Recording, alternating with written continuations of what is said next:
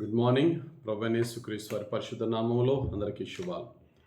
ఈరోజు మన అనుదిన ఆత్మీయ ఆహారంగా దేవుడు మనకి ధనఘనతలు ఇచ్చినప్పుడు ఆ ధనఘనతలతో మనం సంతోషించడం మంచిదే, కానీ అదే ముఖ్యమైపోయి ధనము, సుఖము, సౌఖ్యము ఇవే ముఖ్యమైపోయి దేవుని పట్ల, దేవుని యొక్క రాజ్య భారము పట్ల ఏమాత్రము బాధ్యత లేకుండా ప్రవర్తిస్తే అది మనల్ని సిలువకు శత్రువులుగా చేస్తుంది, దేవుని యొక్క రక్షణకు దూరపరుస్తుంది అనే సత్యాన్ని గమనించాలి.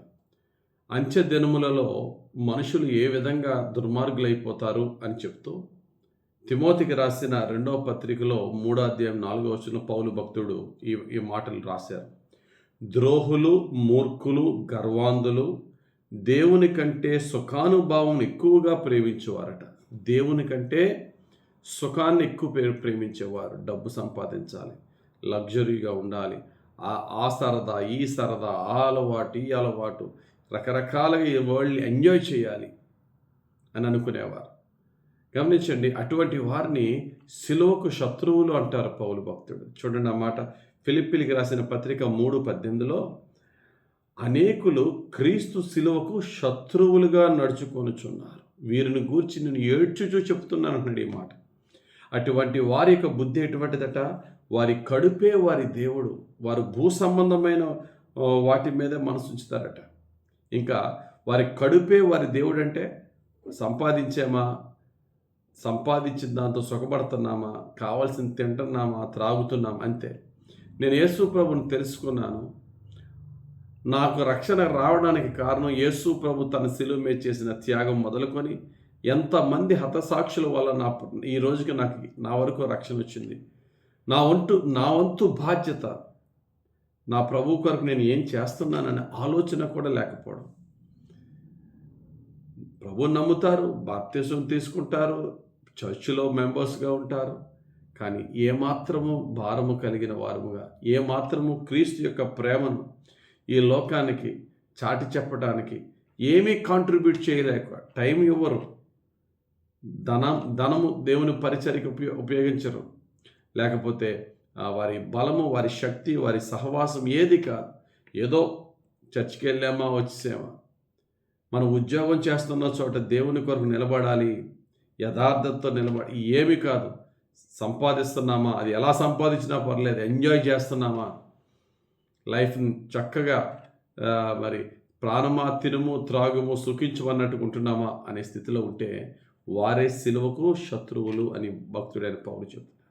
అలాగని మనము దేవుడిచ్చిన ధనంతో మనం సంతోషించడం, సుఖంగా ఉండడం దేవునికి ఇష్టం లేదా? అలాగా అది దేవుని ఉద్దేశం కాదు. మనం సంతోషిస్తే ఆయన సంతోషిస్తాడు.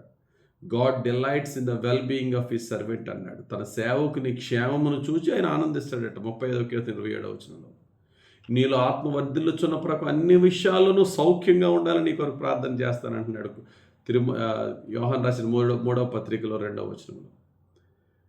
కీర్తనకారుడు అంటాడు 16వ కీర్తన 11వ వచనంలో, ఆయన కుడి చేతిలో నిత్యము సుఖములు కలవంటాడు. కనుక మన సుఖపడుట, సౌఖ్యంగా ఉండే దేవుని చిత్తం. మరి ఏది దేవుని చిత్తము కాదు, ఏది మనల్ని సిలువకు దూరం చేస్తుందంటే విచ్చలవిడిగా ఖర్చు పెడుతూ, ఆ ఖర్చు పెడుతున్న ఖర్చు ఏమాత్రము కూడా ఒక అకౌంటబిలిటీ, నేను దేవునికి లెక్క చెప్పుకోవాలి అనే ఆలోచన కూడా లేకుండా, మన కళ్ళ ముందు ఎంతోమంది ఆకలితో చస్తున్నా, మన కళ్ళ ముందు కనీసం గుప్పుడు ఆహారం లేక అలా అల్లాడిపోతుంటే ఒక ప్రక్కన మనము సూపర్ లగ్జరీస్తో, మన యొక్క సుఖ సౌఖ్యాలతో దేవుని పట్ల, దేవుని సేవ పట్ల కనీస భారం లేకుండా ఉండే జీవితాల్ని దేవుడు ఏమంటున్నాడు? ఈ రోజుని వారే సిలువకు శత్రువులు అంటున్నాడు. గమనించండి, బైబిల్లో బెస్ట్ ఎగ్జాంపుల్ ఎవరండి? ధనవంతుడైనటువంటి తప్పిపోయిన కుమారుడు. ధనవంతుడైన తండ్రికి పుట్టిన 2 పిల్లల్లో చిన్న కుమారుడు తండ్రితో దెబ్బలాడి తన ఆస్తిని తీసుకుని ఏం చేశాడట? రకరకాల పాపాలతో, రకరకాల సుఖ సౌఖ్యాలతో తొలతూగి దేవునికి విరోధంగా తనకు తానే నాశనం తెచ్చుకున్నట్టుగా లోకాసువార్త 15:13లో ఉంటారు. ఈరోజు నాకు పిత్రార్జితం ద్వారా బోళ్ళంత డబ్బు వచ్చింది, లేక నేనే నా ఉద్యోగం, నా వ్యాపారం ద్వారా బోళ్ళంత డబ్బు సంపాదించుకుంటున్నాను, నా డబ్బు నేను సంపాదించుకుంటాను, నా డబ్బు నేను సుఖపడుతున్నాను, తప్పేటి అంటే దేవుని వాక్యము అది చెప్పట్లేదు. This is not the way to live. ధనవంతుడు లాజరు కథలో యేసు ప్రభు చెప్పాడు, ధనవంతుడు ఏమి దొంగ కాదు, దోచుకునేవాడు కాదు, మర్డరర్ కాదు, వ్యభిచారి కాదు. వాడి డబ్బుతో వాడు ఎంజాయ్ చేస్తున్నాడు. చివరికి వాడు ఎక్కడికి వెళ్ళాడట? నరకానికి పోయాడు. నా డబ్బుతో నేను ఎంజాయ్ చేస్తే తప్పేటండి అంటే, నీ డబ్బుతో నువ్వు సుఖించు, అది అట్ ద సేమ్ టైం కొంచెమైన సింపతి, ఎంపతి అనేది మనకు ఉండాలి. అరే, ఒక ప్రక్కన ఇంతమంది రక్షణ లేని వారు ఉన్నారు, ఇంతమంది ఆకలితో చస్తున్న వారు ఉన్నారు, నేనేం చేస్తున్నానని ఒక ప్రశ్న మనల్ని మనం ప్రశ్నించుకొని మనం వారి కొరకు మనం ఏమన్నా చేయగలుగుతున్నామా? ఇంత పేద దేశంలో ఇంతమంది నా కళ్ళ ముందు, ఇంత ప్రపంచంలో ఇంత కరువు ఉన్నప్పుడు నా స్థితికి మించి నేను ఖర్చు పెడుతూ ఇలా ఉండడం న్యాయమేనా అని మనం ప్రశ్నించుకోవాలి. ప్రశ్నించుకుని మనం ఏమైనా చేయగలుగుతున్నామా? దేవుడు మనం చేసే ప్రతిదీ ఆయన గ్రంథంలో రాస్తున్నాడు కదా. ఏదైనా సరే మన గురించి 4 మంచి క్రియలు కనబడుతున్నాయి ఆ ప్రభువు కానీ మనం ప్రశ్నించుకోవాలా, మనం తొంగి చూసుకోవాలి. దేవుని కంటే సుఖాన్ని ఎక్కువ ప్రేమించేవారుగా కాకుండా దేవుణ్ణి, ఆయన రాజ్యాన్ని, ఆయన శిలువ భారాన్ని మొదటగా ప్రేమిద్దాం. ఆ తర్వాత దేవుడిచ్చిన దాంతో ఆయనకి ప్రీతికరంగా, మనకి దీవెనకరంగా సంతోషిద్దాం, సుఖంగా సౌఖ్యంగా ఉందాం. ప్రతి ఒక్క రూపాయి సంపాదనలో మాత్రమే కాదు, ప్రతి రూపాయి ఖర్చు పెట్టుట్లో కూడా దేవునికి భయపడి జీవిద్దాం. దేవుని యొక్క చిత్తానుసారంగా జీవించి ఆయన మహిమను పొందుకుందాం. దేవుడు తన పరిశుద్ధ వాక్యం మన పట్ల నెరవేర్చునుగాక. ఆమేన్. పరిశుద్ధుడా, ప్రేమ కలిగిన తండ్రి, ఈరోజు ఇచ్చిన వాక్యం బట్టి స్తోత్రాలు. నీవు మాకు డబ్బు ఇవ్వచ్చు, ఆస్తి పాస్తులు ఇవ్వచ్చు, ఏమైనా ఇవ్వచ్చు.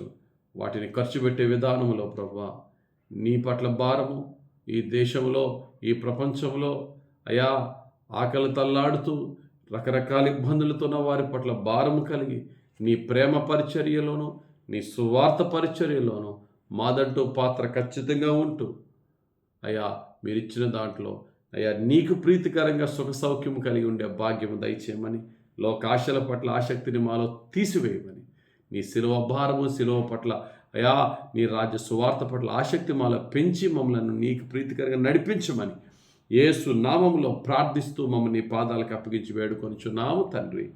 ఆమేన్. తండ్రి యొక్కయు, కుమారుని యొక్కయు, పరిశుద్ధాత్మ దేవుని అభిషేకం హెచ్చుగా మనపై దిగి వచ్చి మనను క్రీస్తుకు సాక్షులుగా జీవింపచేయునుగాక. ఆమేన్. God bless you. Have a very blessed day.